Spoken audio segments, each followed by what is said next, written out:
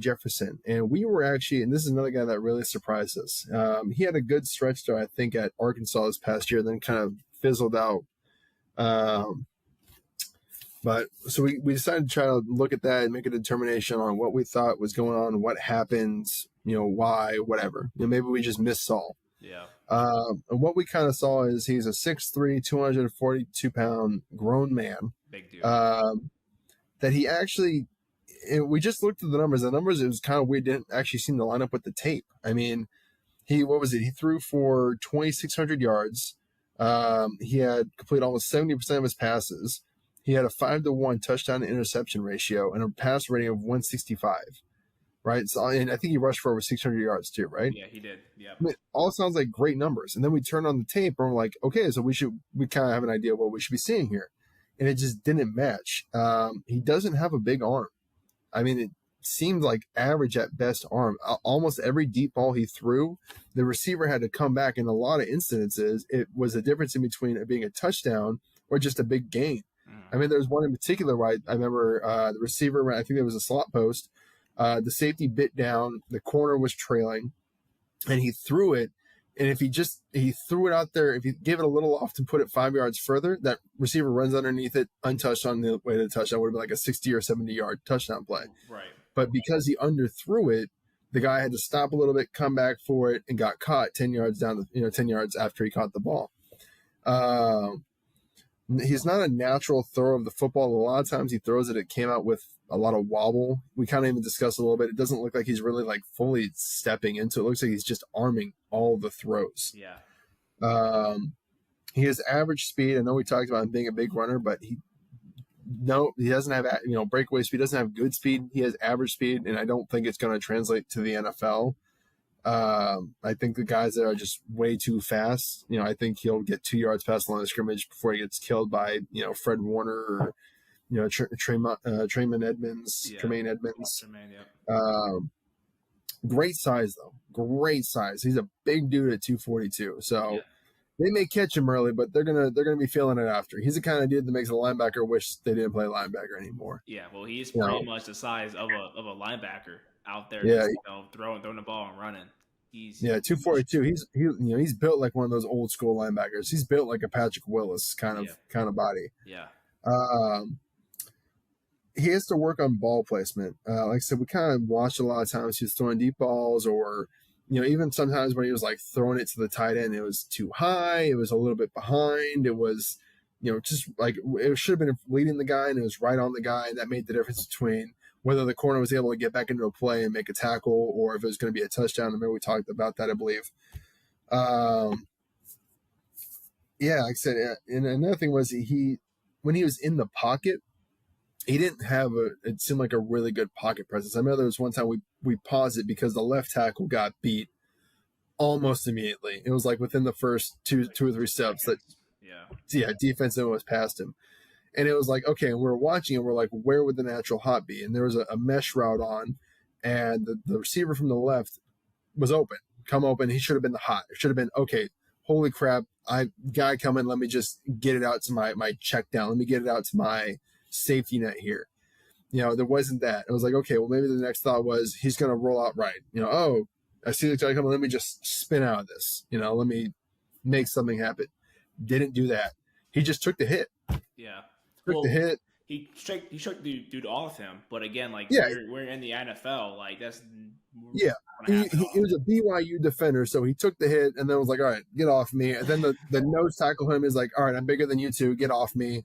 And then I think a linebacker came up thinking the play was over and tried to clean it up. I was like, nope, get off me too. And then he ran out to his right and threw a wonky ball. Yeah. But it's like, that's not going to work in the NFL. In the NFL, that's not some freaking Mormon coming off the edge from BYU. That's Myles Garrett. That's Nick Bosa, Micah Parsons. That's not a. I think we second the register what he said. Like, did he say a Mormon off the edge? What? Mormon coming off the edge.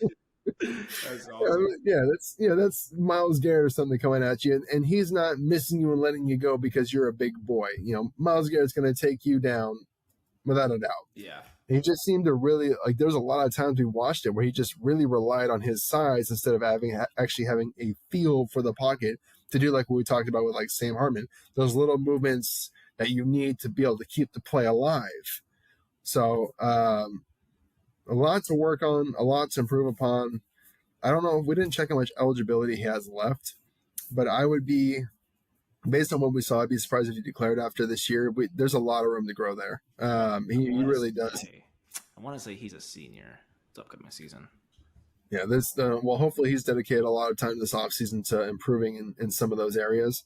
I think he can get more out of his arm if he starts incorporating that hip more, like we saw Dak Prescott a few years ago doing that funny exercise. Oh, like the torque. Yeah, I think if he starts incorporating more of that torque into his throws, he can get more out of his arm, because right now it comes out really hot and then just dies out. Yeah, it fizzles. Is like, oh, that was a great sound effect there. Woo! Woo! No, but he's not. I think he's mostly arming the ball. I think he can get more out of his torque. Ball placement's ball placement. Some guys have it, some guys don't. You can improve it to a degree with maybe like keeping your shoulders level, keeping your head straight, as we've seen them talk like with Justin Fields. Mm-hmm. But if you're not, naturally born like Drew Brees with perfect ball placement, you're only going to be able to get so good with that. But I feel like the biggest thing I like to see him work on is the throws, like his actual throwing motion, so he can use his whole lower body. Because he should have a really good, strong arm. It's just not there. Yeah. I think that's like we said. And I'd love to see him work on the pocket presence. Even if he doesn't become his speed doesn't translate to the NFL, he could still have a Big Ben type of pocket presence where he's big enough to where he can fend off maybe a DB coming or whatever. If like one of the linemen are coming at him and falling, he can fend that off. But he doesn't need to take a direct shot from a defensive end simply because he's just saying, nah, I'm not going to move. Yeah.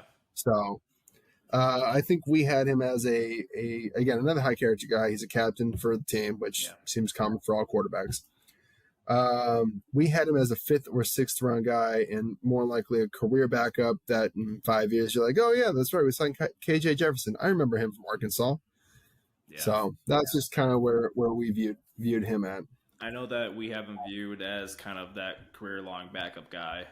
So this might be, again, tough question here. But if you do have an NFL comp for him, do you have anyone in mind who, he kind of reminds you of? Yeah, Clipboard Jesus. Clipboard Jesus. No. I'm sorry, KJ. I set you up with that one. No, that's a dude. You don't remember Clipboard Jesus? No, who is that? Oh, like, what's his name? Carson Winston-Hunt? He had like a big-ass beard, long flowing hair. Like, he made like $30 million in the NFL while only throwing like 12 passes in his entire career. Clipboard? I'm like, yeah, his nickname was Clipboard Jesus. Bro, that's so funny. Clipboard Look him up. I'm like losing my like voice too. I'm like, don't make me laugh because my throat. It's like, we got moments coming off the edge. We got Clipboard Jesus. This is a religious podcast now. Clipboard Jesus, dude, you're totally right, Charlie Whitehurst. Yeah, Charlie Whitehurst. That's what it is. Not Carson Whitehurst. Dude, his head of hair is amazing. I can see why he was called Clipboard Jesus. And my God.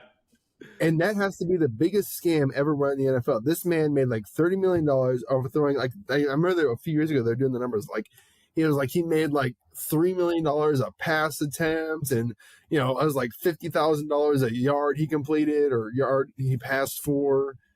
I do remember him now because wasn't like almost like every offseason he was hyped up as a starter, like, oh, he can come in and compete for a starting job, and he just never like.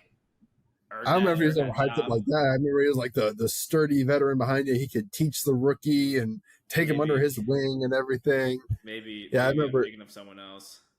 Yeah, maybe thinking of Andy Dalton.